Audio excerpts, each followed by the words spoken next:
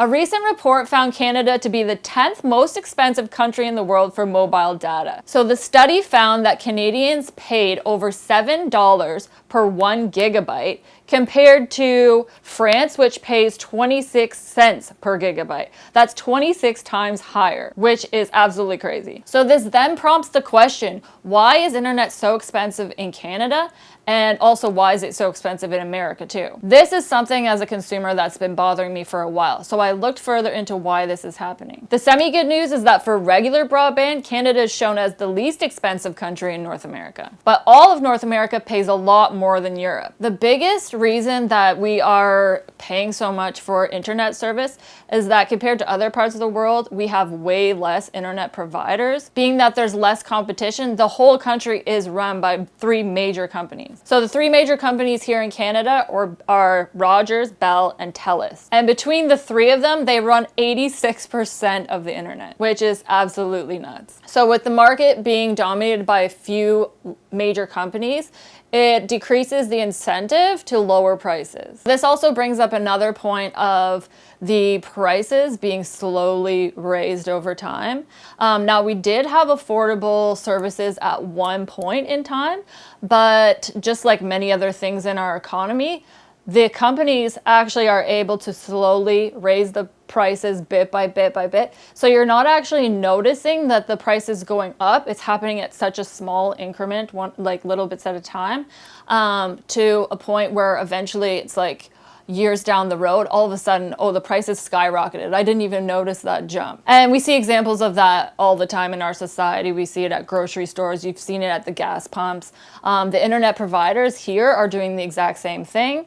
And they have the power to do so because there's only 3 of them. And this is a strategy that they have found works to stop people from complaining, because if you don't notice how much something is going up over time, people tend to take it a lot easier. So here in Canada, we have the CRTC, which is our regulatory body for communications. They're supposed to be making sure everything stays in check and seems fair here. The good news is that recently, the CRTC has actually allowed smaller sort of mom and pop businesses, if you will, to come in, so there's not so much of a majority, and they've allowed those companies to use the same fiber network as the other larger companies. So now if a little mom and pop place wants to start an internet company, they don't have to build satellites, they don't have to build towers, they don't have to build outside resources. They can use the exact same ones that Rogers using, Bell's using. Now the issue with this is that these smaller companies are only permitted to use the older stuff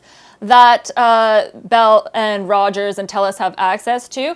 They're not allowed to use any new stuff that's built. So therefore, they're not allowed to use any new stuff that's built for about 5 years. Therefore, the larger companies are still going to have the cutting edge on the other small businesses because they will have the upgraded technology. They'll be able to have faster internet. So it won't be on the same playing field. So it is a step in the right direction, but it's not totally there yet. Because if Rogers builds a whole new network, the other little companies are stuck for 5 years, and most people are going to go where the faster, high-speed internet and all that is. So they're not going to go with the smaller company. They're going to go still with the larger companies. So just to play devil's advocate, there are also 2 other reasons why it may be justified to pay more. One being that Canada is so big, it's so spread out. So it takes a lot more fiber network to reach those houses that are especially in the rural areas. So the isolated parts of Canada that are a little trickier to get to, it's a little bit more justified that it would be more expensive to get internet to those areas. But that doesn't explain why the towns, cities, and all that still pay so much for internet. The second point also is that North America, Canada, we do have some of the fastest internet in the world, but that being said, when you look at Europe, they have just as fast of internet, but they only pay about half the amount that we do. So this goes back to begging the question, why is Canada so expensive? Basically, the main problem here, I feel, is just that, and this happens with a lot of other businesses and stuff like that, is that there are monopolies that are happening here. When so much is owned by very few people,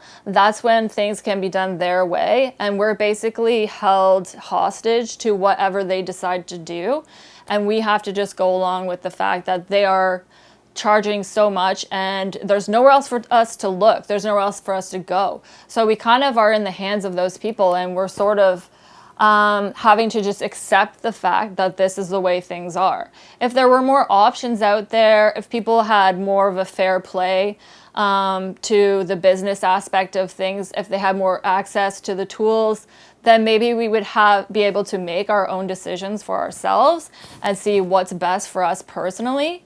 But because that's not even an option, we kind of just have to pay what we pay. And as much as we like to maybe see competition in our lives as a negative thing, it is actually one of the most positive things for any economy, because once there's more competition and more people trying to add businesses to our society, that's when we're able to have more freedom of choice, which helps everybody. Okay, everybody, well, thanks for tuning into Planet U. I'm glad that you were able to join in this conversation. It's something that I think about quite often, as it's part of our everyday lives now. We all have to pay for internet. We're all online. This is our world today. So it's something I really want to bring up, and I'm glad you could join me for that. I want to hear your comments, your thoughts. Whereabouts do you live in the world? How much do you pay for your internet? If you live in Canada or America, do you feel like it's justified, or do you feel like this is a total rip-off to being charged this much for internet? Would love to hear from you, and thanks again for tuning in.